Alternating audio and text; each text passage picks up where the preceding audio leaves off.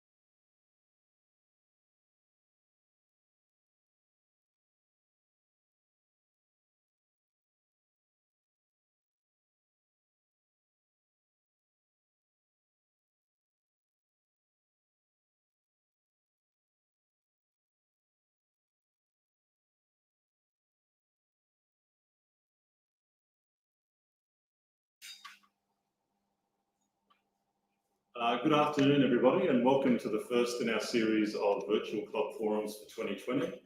It's great to see so many familiar names registered for this afternoon's session, as well as a lot of people I haven't met before. So for those of you who don't know me, my name is Chris Woodland. I'm the head of tennis development for Tennis New South Wales, and the gentleman next to me is Troy Smith. I would like to begin by acknowledging the traditional owners of the lands on which we meet today. I would also like to pay my respects to elders past, present and emerging. Can we please pass to a message now from our CEO, Lawrence Robertson?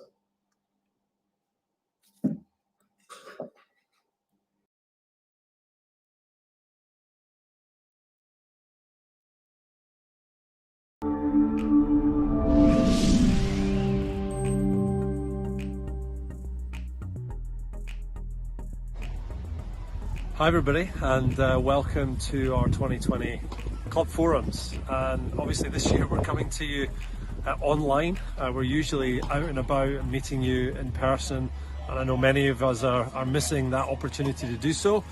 But as we all know, it's been a very strange and challenging year due to COVID, and so therefore this year we've chosen to come to you via the World Wide Web.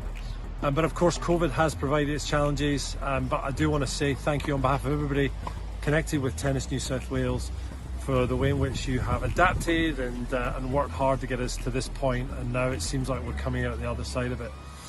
So the forums, well look, we've lined up some great panel guests. Many of them are club committee members, coach operators, members of councils, all designed to help pass on some of the experiences, tips and tricks that they've found from their clubs, not just in the recent past, but over many years of experience. So please take this opportunity, ask questions, write down everything you possibly can. All of this is designed to help you go back to your clubs and help us grow this great game of ours. So I'll now pass over to the team. Enjoy the forum, and hopefully we'll get a chance to meet you here at the courts sometime very, very soon. Look after yourselves, take care, speak soon.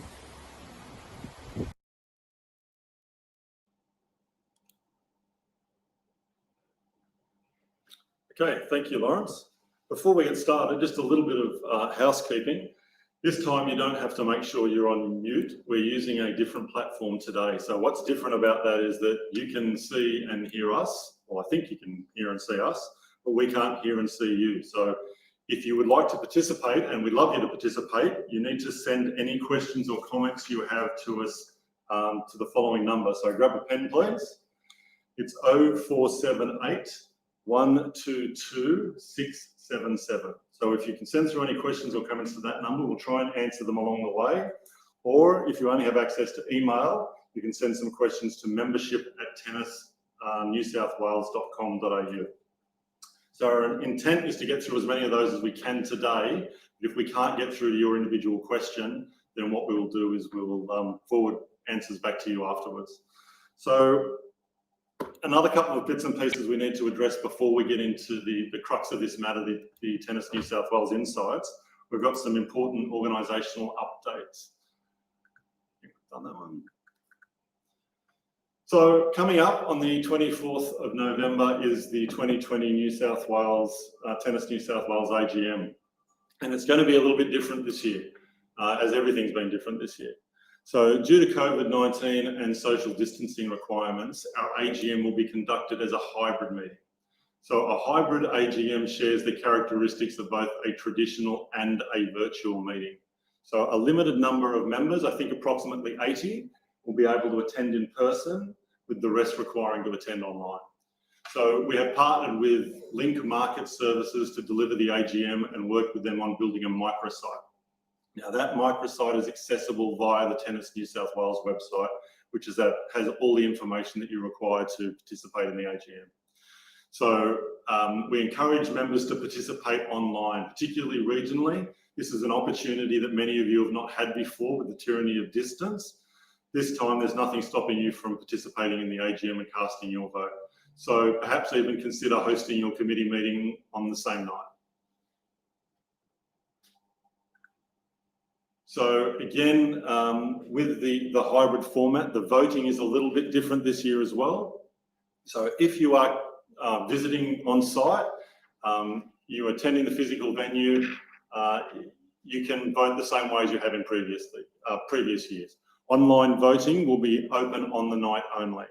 So this year, director elections will be for 1 court operator, 1 Sydney Metro, and 2 country delegates. A thorough, fair and transparent interview process was conducted for all the nominees. The board could not decide on a preferred candidate in all categories, meaning a number of candidates have been found equally suitable across some of the different categories. For fairness, the board therefore decided to abstain from voting if an unsigned proxy is given to the chair. So if members appoint a proxy to someone other than the chair, they can either leave open or instruct their proxy to vote as directed. If you appoint the chair as your proxy, you need to direct your vote for director elections. This is important to understand. If you appoint the chair as your proxy and you do not direct your vote, it will not count towards the director election element of the meeting.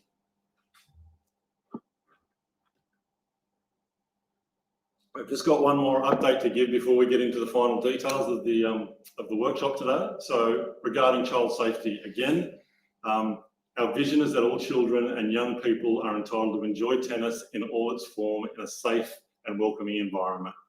From a club perspective, we continue to monitor and educate our clubs on child safety matters. We recommend that all clubs should have a member protection information officer, and there are great resources available for clubs at Play by the Rules. We're also developing a framework to outline Tennis New South Wales' zero tolerance approach to child safety. Are committed and improving the child safe culture throughout the tennis family. Tennis New South Wales has confirmed our intention to join the National Redress Scheme, and we encourage all clubs to understand and learn more about that scheme. But we will provide further arrangements and details shortly after the AGM. Now, thank you for taking your time with that. We're now moving on to the key insight section of the forum. So this is where we introduce Troy Smith. So Troy, what kind of insights are we going to be talking about today? Well, that was a mouthful. Well done. Look, today we're really going over the last kind of 6 months and really 12 months. We've been on a bit of a journey to try and understand our sport at greater length. And the reason for that being is that the landscape is changing. Now more than ever, having been through COVID, it's so important that we understand different trends that are coming through from different sports, but then also identifying the opportunities that tennis has before it. So what I'm about to share with everyone today is a snapshot of where the state currently sits today, and hoping to share some little gems along the way. So how are we going about gaining these insights? Yeah, and for venues that have been part of this process, it is quite intensive, but that's the way it should be. It's really about engagement. But on the ground, we have our workforce, the TDO. They're going out and actively engaging with the venues, whether it's the club, the president, the coach, the operator. We're working with all parties inside the venue. And we're also looking at the financial health and the stage of life cycle for the venue itself. and the last thing, measuring the participation levels. Okay, so we have a cumulative state report that is kind of a summarised version of all of the audits we've conducted so far. So I think so far we've audited about 210 venues, which includes about 775 courts. Yeah, that's exactly right. So if you're looking in the bottom part of the screen, I might just get my little laser pointer here. So down the bottom here, you can see, the 210 venues. Across the left here, you can see the three dials representing the health of tennis. So we've got the stage of life cycle up the top, which is a representation from 0 to 12 years left in remaining asset. We've got the financial ability of the venue. So when we're talking about the financial dial, what we're essentially saying is when we look at the middle of this dial, that's the venue breaking even. And anything above that, it's not only breaking even, but managing to cover this stage of life cycle. And the third is measuring participation levels of similar venue size and population size. So I think it's important to note, though, that financial break-even that you're talking about is inclusive of any asset renewal responsibility or lease responsibility of the venue. Absolutely. So it's in essence an expense recovery rating. So your ability to cover your operational needs, but also your ongoing asset renewal commitments. Well, there's a lot of information on that page. Can we just have a bit of a brief overview of some of the other indicators? Yeah, so if we look across here at the annual visitations, we've got participation's been categorised into 5 different categories. We've got social, competition, events, coaching and school. What's important to note is there might be some subcategories in that. We know that some coaches run hot shots, we know they do private lessons, and it's important to note that if we need to dive deeper, we can. Today, I'm just providing a high-level snapshot of where tennis sits. So this is telling me that the largest participation generation in our sport is through coaching at this stage. Absolutely, yeah. And there's probably a few different reasons for that, but it's probably no surprise either, given that the coach is the main driver of income for themselves. So what kind of cross-section of venues have been included in these 210 so far? Yeah, if we have a look in the top corner here where it says venue hierarchy, we worked with a third-party consultant, MI Associates, to actually try and understand the different types of venues we have. So we've got 18 small access venues that we've audited, that we're talking a 1 to 3 court venue, potentially in the middle of a park. We've got our community hubs, which, as you can see, vast majority of venues we've done today. This is our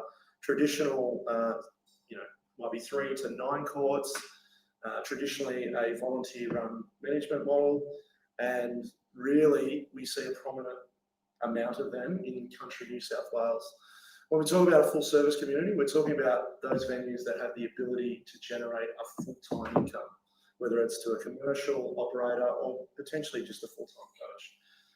And then lastly, we've got our high performance regional venues and an international venue, which would be classed as Sydney Olympic Park.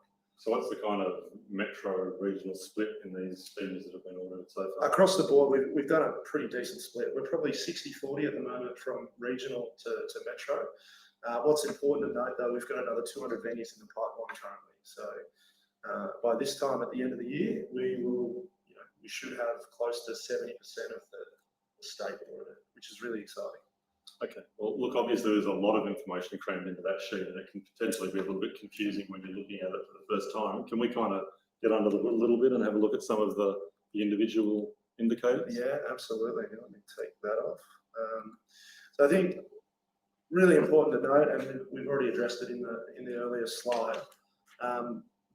One of the main things we're auditing at tennis venues at the moment is the child safety risk. It's just super important.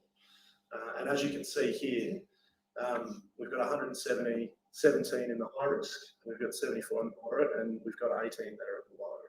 Yeah. Look, I think it's an important point to make here, though. Obviously, that's a concerning split of child safety across our sport. This isn't a suggestion by any means of impropriety at the majority of our tennis venues.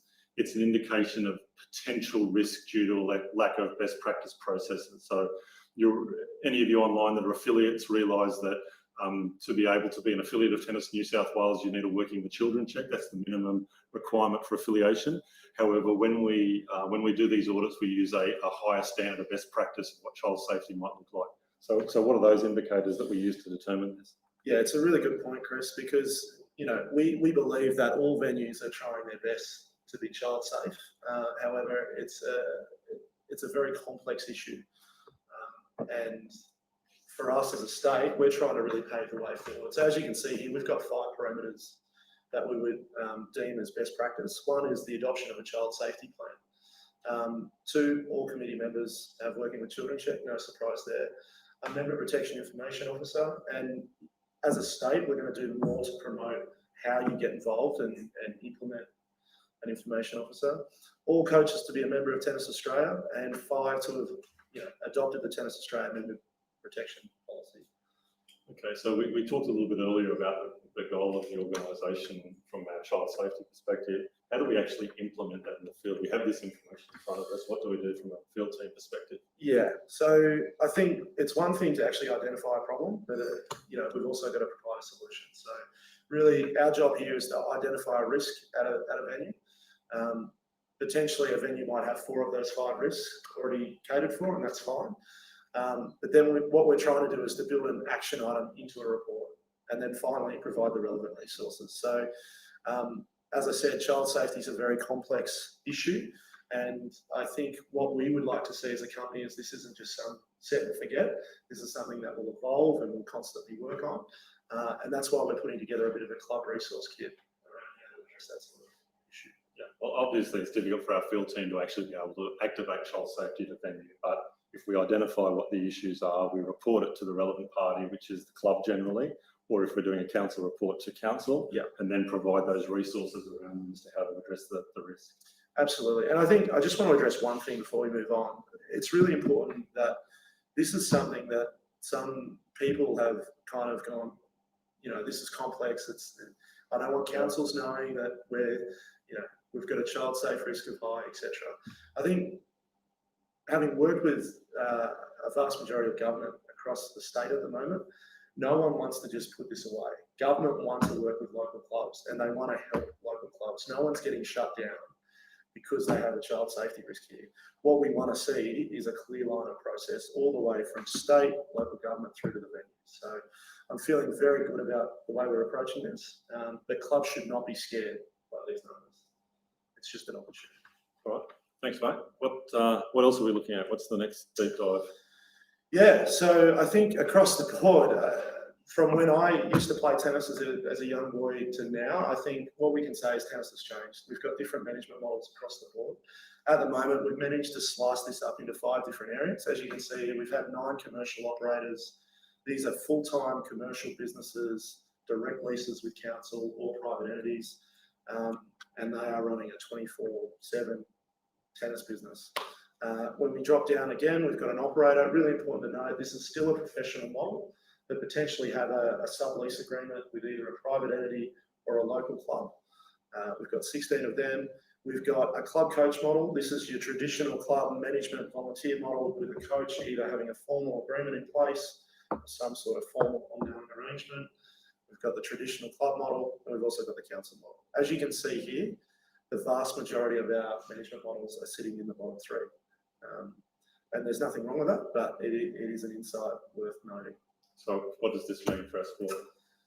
Yeah, so I think when we start to get a little bit more granular here, what we can see here is that the visitations per court by model, and just noting that these annual visits are annual visits per court benchmark here. As you can see, the operator and the commercial are outweighing both the club coach, club and council. Now, that's not necessarily saying that they're better than those management models, but it is saying that the motivation to drive participation is far greater when people are on the hook for expenses. So this was quite an interesting insight. So in summary, what you're saying is the greater the level of professional delivery, the greater the participation outcome.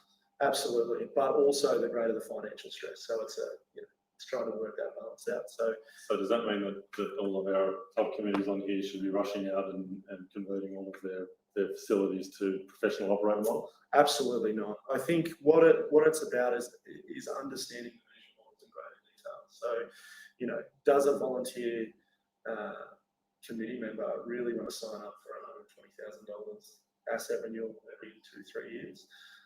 Probably not. Can a commercial operator drive a commercial business in a town of 4,000 people in 3 courts? Probably not. What we're actually trying to showcase is that the right management model in the right venue leads to greater success. So And that's what we're trying to do here. We're trying to highlight the venue's potential and the right management model in place to handle that potential. So what's this slide telling us? Yeah, so when we look at this, we're looking at the participation health across the state. Those that had an operator and commercial model in place had far healthier levels of participation. The council club and club coach, they're at risk currently, but my gut feel is that regardless of whether you're a volunteer model club or a professional, we do need to professionalise the sport. So we've got some work to do there, but nevertheless, I think we can get there. Might some of this also be a result of the fact that a more professional operator will probably have greater tracking mechanisms towards participation? Yeah, that's a really good point. I think when we start to talk about tracking and auditing participation levels, what's really important to note is if we're dealing with a club that actually has no online booking in place and we're only capturing participation levels during a social comp and maybe some membership, obviously we're not getting the full capture of the club. When we have a commercial operator in place, we're obviously got a digital system that can track everything from casual court coaching all the way through to tournaments, etc. So yeah, that does play a part, absolutely. Okay, thanks. So where do we go from here?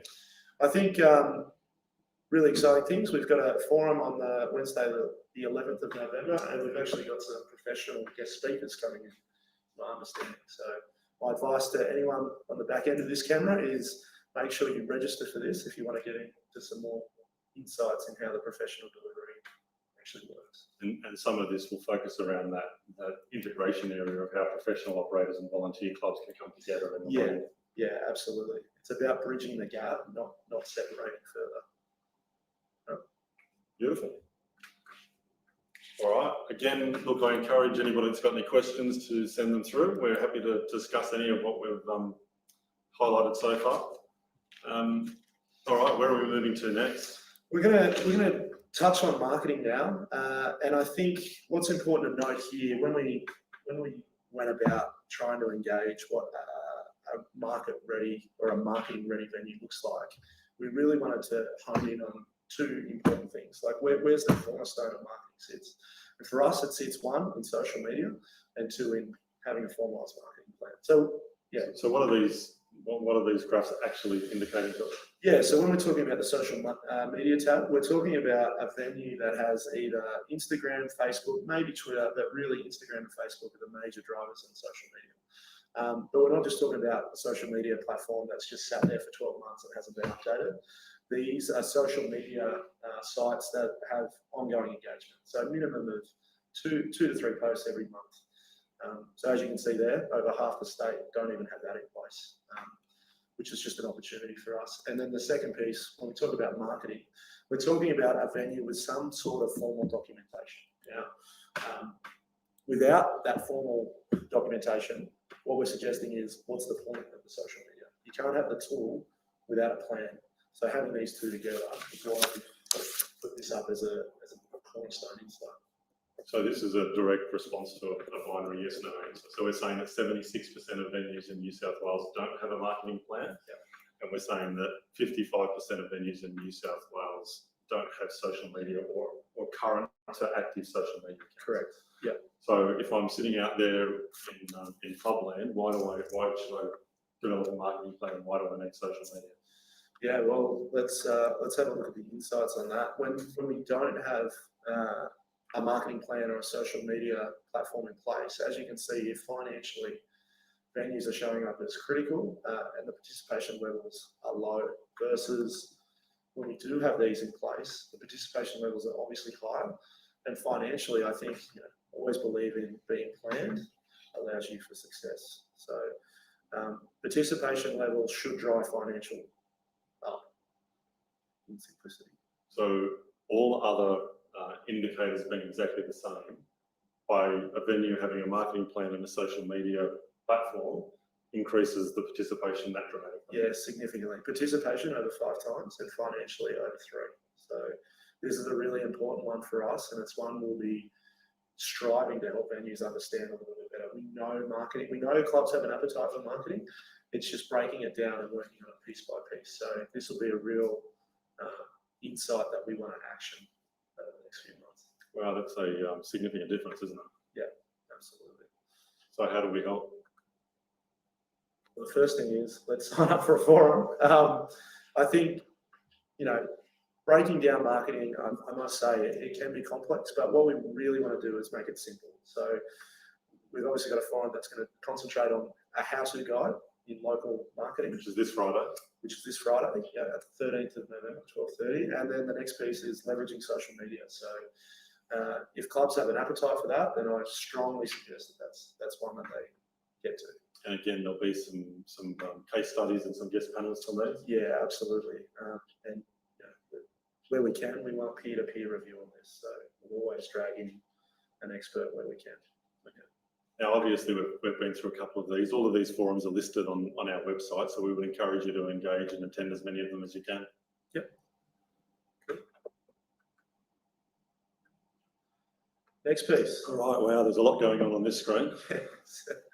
So what do these actually mean? All right, so when we talk about digital capability, there's so many factors, but if we were to break it down into 6 major factors, and taking it from the customer's point of view, can I book online? Can I book a class online? Can I make online payments online?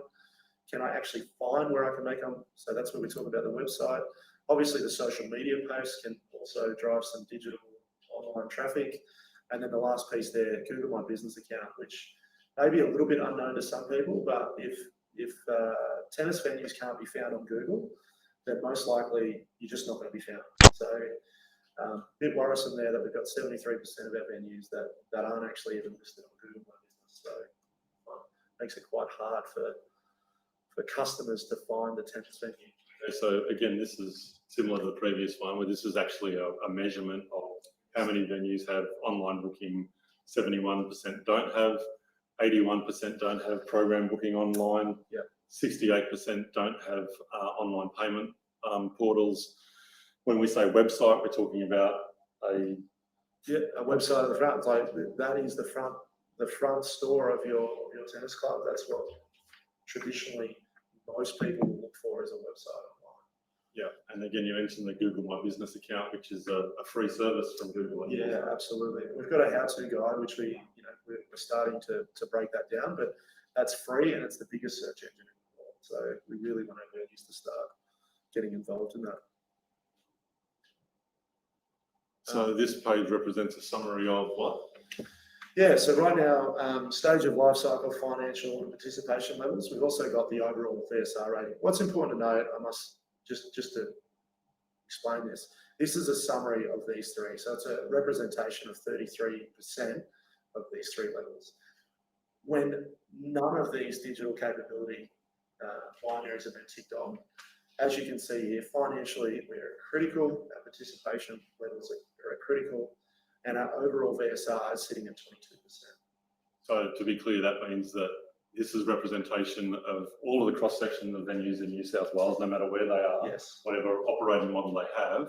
But the critical thing that links them together is they don't have a website, they have no social media platform, no online booking, no online programming, no online payments, and no Google My Business page. Yeah, and what's really important, and I said this at the start, 60% of the venues we've audited are actually regional venues. So we really want to plug the myth that just because you're a regional venue doesn't mean you shouldn't be online. As you can see here, when we turn all those yeses on, we see huge improvement in participation levels. We've gone from critical to healthy, our financial dial has increased, and our overall VSR rating, venue sustainability rating, has gone to 48%. This does not matter whether you're based in inner metropolitan or you're in outback New South Wales. This is a governing factor. Wow. I mean, it's the stats are overwhelming, I guess. I mean, I don't know how you can argue with the fact that online obviously is a presence and a state that we need to bring our sport into. Yeah, and I think, you mentioned earlier, it can be a bit overwhelming. If we were to break it down and do a step-by-step, really the 2 most important factors here before we even look at the rest of digital capability is the website. That is the front of your store. That is where consumers will go. And the next piece is how do we drive them to that website? That's where social media comes into play. The second step to that would be online booking and online programming. And then the third step, which is what we would call the consumer journey, is online payments and being able to find it on Google. If the customer can't do any of that, then it's going to be very difficult for them to actually, 1, find, 2, book, and 3, pay. So I'm assuming that any kind of modern web platform would probably deliver against online booking, online programming, and online payments in itself, isn't it? Yeah, correct. Absolutely. And then we've already indicated Google My Business is a free expense. Yeah. So going through this process, one action probably leads to 4 or 5 rolling on from each other. Absolutely. Absolutely.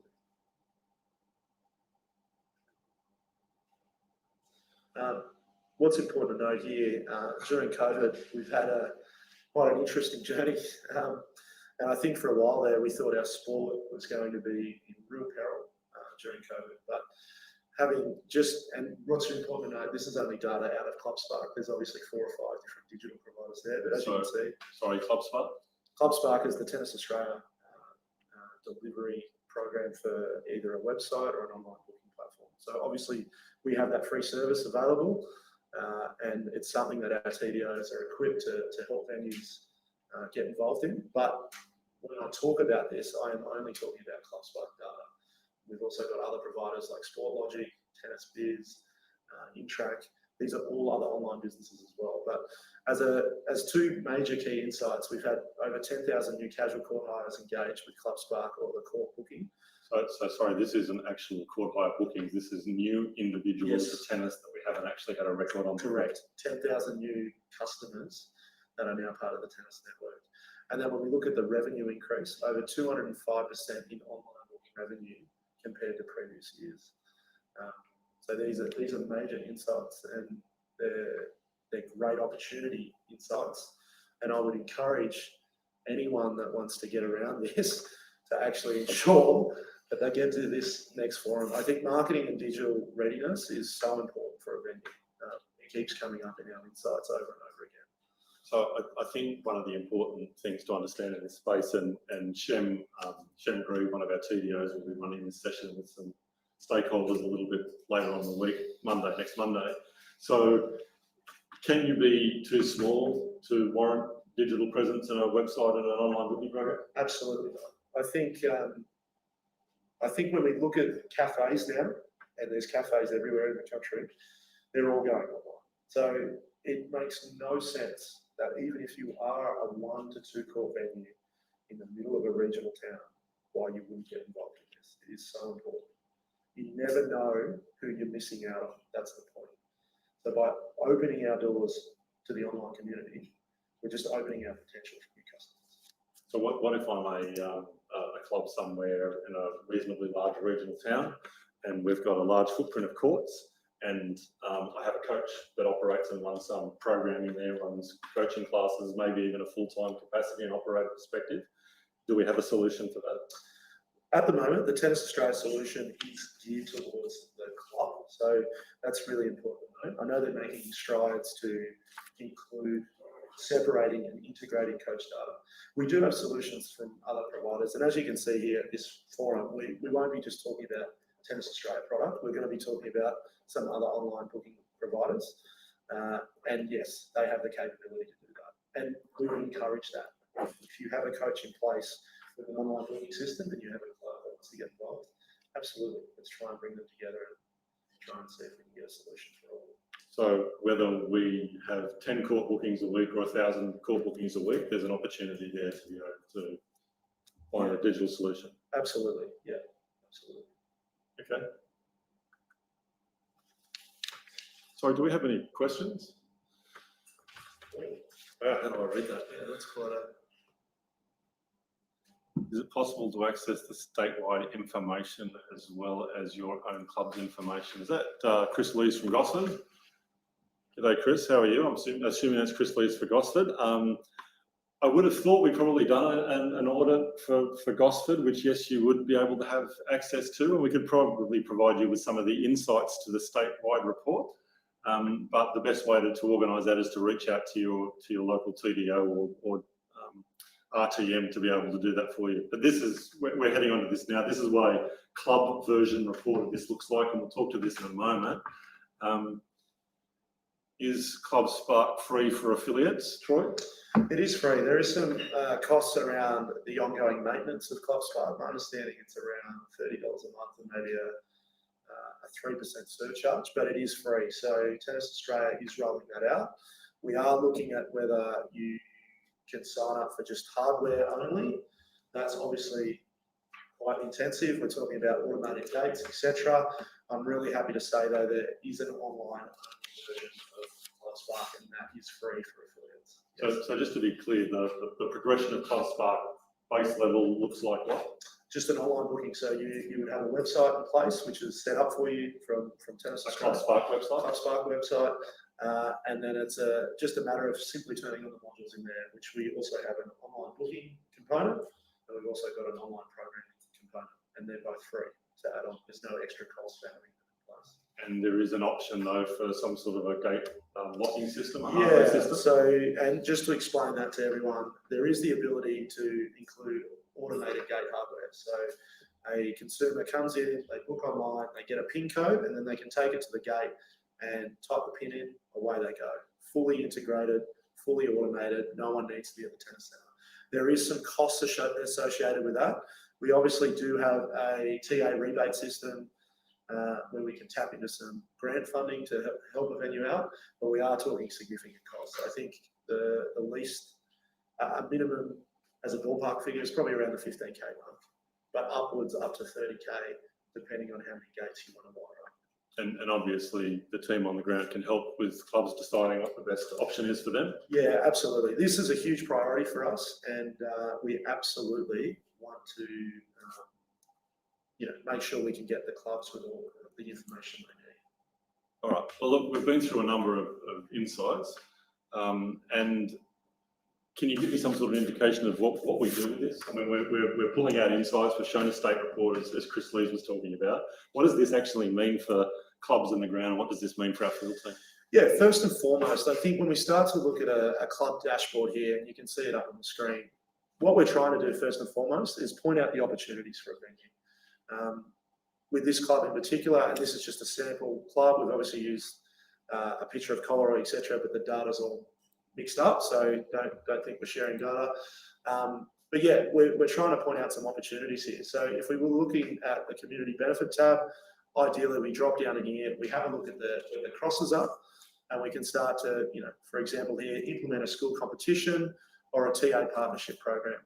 The next thing here is we really want to look at the insights around the 3 dials and look at where our priorities are, as well as breaking down the participation levels in which category and where our potential priority is. Now that's what we're discussing for the club. What's really important though is that we understand what the alignment piece looks like with the actions. So it's one thing to point out the opportunities and the weaknesses, but what we really want to do is leave a club with some really clear messaging around what types of actions should be implemented and who's actually on the hook for it.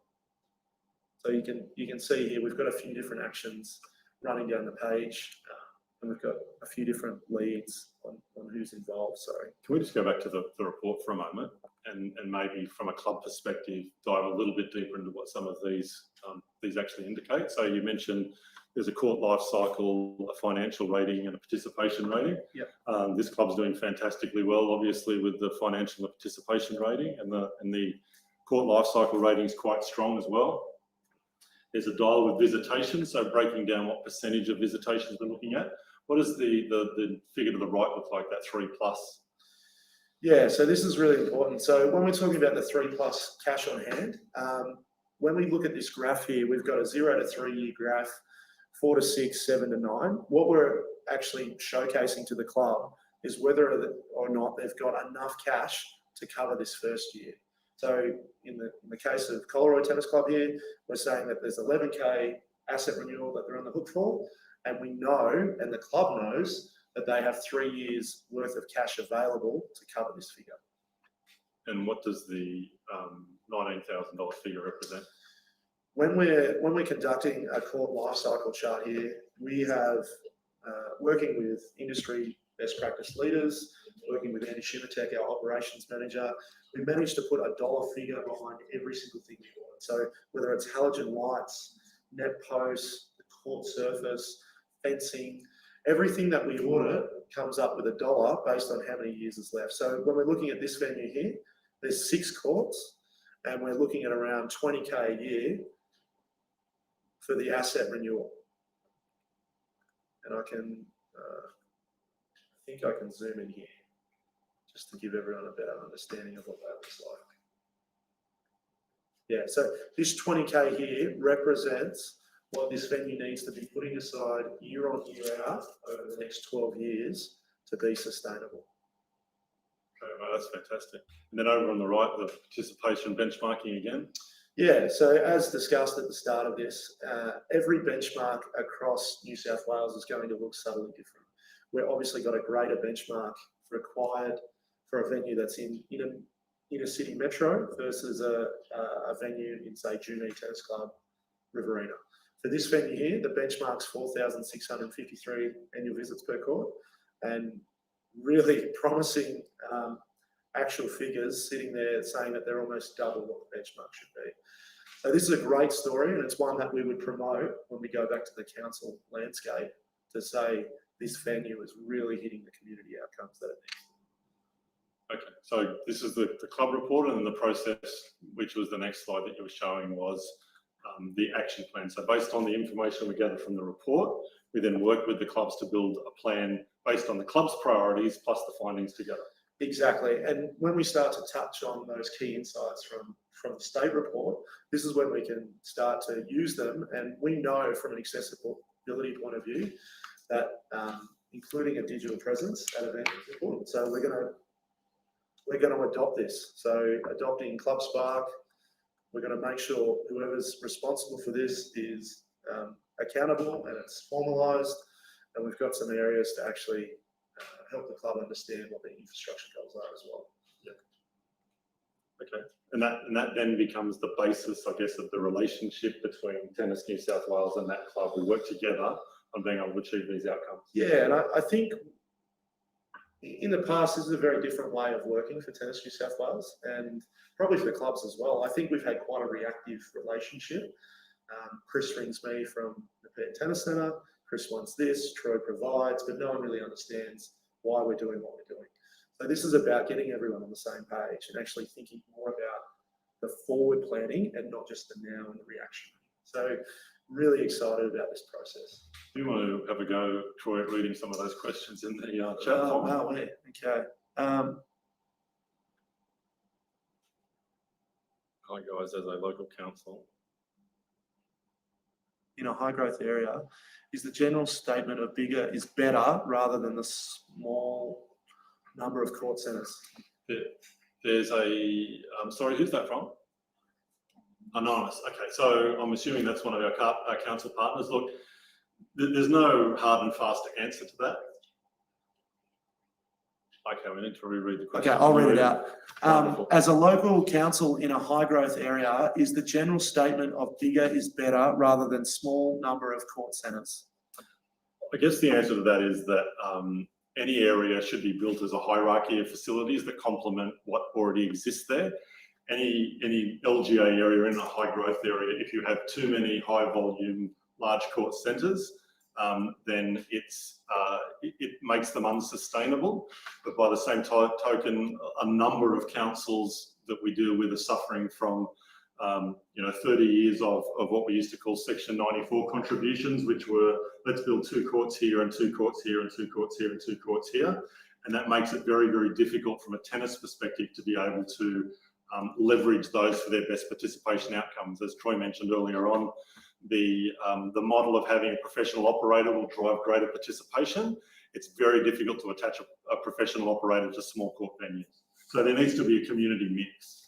And we can help with that through that tennis restart process. Yeah, it's about getting that hierarchy right and optimising what needs to be in place. Yep. I think we've got one more question. I have been commercially operating a medium-sized centre for over 28 years. My question is based on the figures you just presented.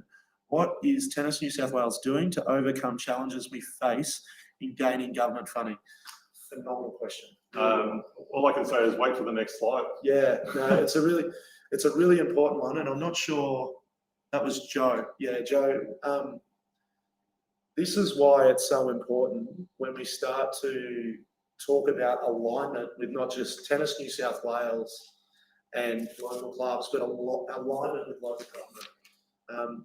I think it's fair to say that over the vast majority of years, the relationship between council and club has generally consisted of our tennis venue is now defunct, we need money, and they're holding out their hands. And council, unfortunately, is sitting there saying it wasn't on our radar, we haven't been planning for this sort of budget allocation, there is no money. So one of the things we're trying to really get on the front foot with, and we're encouraging clubs to get on the front foot with, is build the relationship with the council. When we start to talk about a local dashboard, we're actually accumulating that up into a local government report. And as you can see here, what we're really trying to do is, one, showcase the great work that tennis is doing around its community outcomes, but two, start to put on notice that there is an asset renewal timeline here, and we need to be prepared not only at the club level, but at the local government level with funding in place. This slide is super important, and I think when we start to talk about that in greater detail, this forum is really important, especially if you're a commercial venue and you're looking at a pitfall in your tennis centre and you know that you need funding. Understand that there's some complexities being a commercial operator and trying to provide for external funding. That seems to be something that keeps coming up. Really recommend that you get across to this forum. Tim Welsford will be leading this.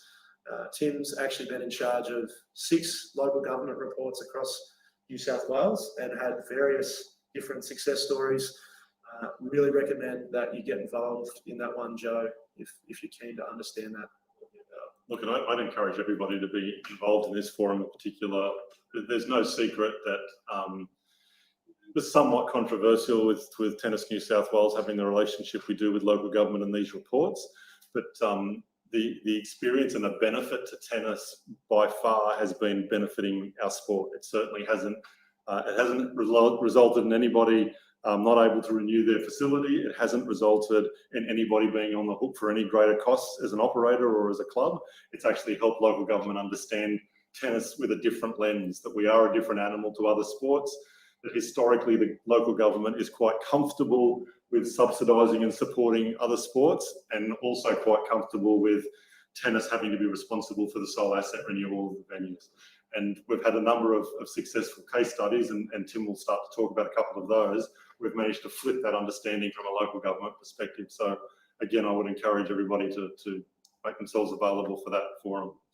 Yeah, and I think the other thing worth noting is that, and having been an operator myself and gone through a TA rebate program, we can't just rely on rebate either. And that's why Tennis New South Wales, as a board, has invested in the ATP Legacy Fund. Obviously, we've had COVID, and this space is going to get far more competitive when we're talking about applying for extra funding. So as a state, we'll continue to work on this. All right, I think this is nearly our last insight, isn't it? Yeah, and it probably leads on to the back end of our last report here. What you're seeing here is a snapshot of all the venues that we've audited so far, what their asset renewal requirements are versus their cash position, represented as an average per court over the next 3 years. All right, can we break that down a bit? There's a lot of terminology in that. So the first graph, $18,156 represents what? That's the cost per court required to uplift it again across the state. Over the next 3 years. Over the next 3 years. Each court that we've audited in New South Wales as an average will require just over $18,000 investment in the next 3 years. Correct. Now, obviously, some venues are going to be in a different position. That's just an average. Yeah, I think it's important to understand that any of the insight that we've given you is all based, the reporting methodology we use brings everything back to a per court average. So any of these numbers are all based on a per court average. So you would just extrapolate them over how many courts within an LGA or within a club or within a state or within a region. Yeah, absolutely. And then when we're talking about the cash position, that's the cash position per court. So just in reverse. So this is sinking funds. Correct. Yeah. So unfortunately, what that means is across the state, it is estimated that there's close to $9 million shortfall required to renew tennis venues. So again, that's based on the average. Yeah. So in this, there's around about a $9,000, $10,000 gap between what we are going to require and what the current cash position is. And we think there's around about 900 courts in New South Wales. correct. So that's where we get that $9 million figure from. Yeah, and so it's more important than ever that we are actually project ready. I can't stress this enough.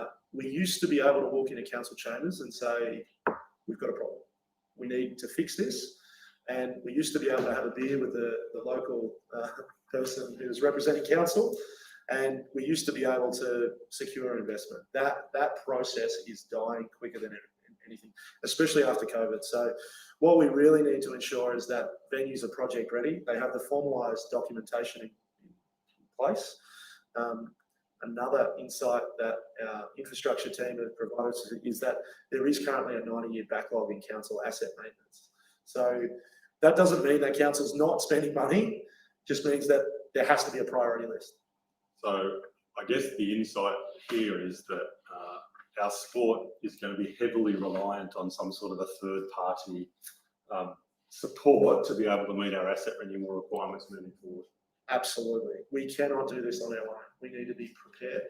And as a tennis family, I think, and it relates to the other insight we were saying earlier, bigger is better, and what's the hierarchy look like? As a sport, we need to come together as a family. We can't have venues sitting here with the same vision, but the vision's not aligned with local government or state government. We need to come together and understand what our venue's place is in that hierarchy, and we need to support tennis as a whole. We can't keep stealing money off each other, and we certainly can't keep having aspirations that just aren't realistic. We can't have a 12-court venue in the middle of a 40,000 population town and then have another tennis centre come along and say, well, I want to build 20 courts. That's just not realistic. We need to have local government buy-in, and we need to tell the right story. Okay. Free money. That sounds really good. Yeah, that's up to Rep Pedersen and Sonia to show you how to get free money. It's a little bit tongue-in-cheek because in reality, there's no such thing. This session will be more about how to provide the structure and to make sure that you're grant ready and project ready. Most grants are a result of a process of engagement and understanding what your opportunity is, rather than a result of putting your hand out because you need it now. And as a sport, and I've been guilty of this in the past myself, we tend to ask for money because we need it. And as Troy's pointing out, from a local government perspective, that's harder and harder for us to justify. So this seminar, I think there's some, again, Brett's got some people on here from a grant specialty background and some clubs that have a really successful process, robust methodology for how they engage with local government, how they engage with state government, and have proven to be very, very successful in being able to support that gap they have between what their asset renewal needs are and what their capacity is to be able to deliver against that. Yeah, absolutely. And just to further on that, it's not always about council handing money out. Sometimes it's about council just supporting the project and potentially even applying on behalf of the club. So just want to note that. Our second last slide here is on competitive play. We wanted to put some more insights up there, but obviously for some of you that have been part of this process, you'll know that we've conducted the Sydney Tennis Review. Yes. Our head of operations, Matt Rippon, will be taking us on a bit of a journey around competitive play, be updating us on the national review, outcomes from UTR, Universal Tennis Rating, and the revigoration of club team tennis. Stuck there, apologies for that. And I think this is a really important one because the sport has changed, but competition is still very, very important, especially when we start to talk about the retention of tennis players. We need a competition pathway. We absolutely do. Okay, so look, thank you very much everybody for joining us and being part of this today. We've come to the end of this presentation, but hopefully we've provided you with a little bit of understanding of what the next week or two is going to look like from a forum perspective. The details for each of the sessions are available on the Tennis New South Wales website. Obviously, there's the videos here. This video or this presentation will be provided by video link on the website. We also have a number of club resources. Our membership team have done a great job in rejigging the website. If you haven't been on in the last couple of weeks, go on and have a look. It's quite different, a lot more simple, a lot more logical to follow. And there's also the information there to be able to contact our team, your relevant regional representatives, to be able to help you with any of what we've talked about today. There's also an ability to subscribe to our newsletter, Clubhouse News, and you can stay in touch with us by linking into our social media channels, so Facebook, Instagram and Twitter. Do we have any other questions? A 30-second delay, so we've got a little bit more than 30 seconds to go. All right, thank you very much everybody for joining us, and we look forward to seeing you on the next forum. Thank you. Thank you. Cheers, guys.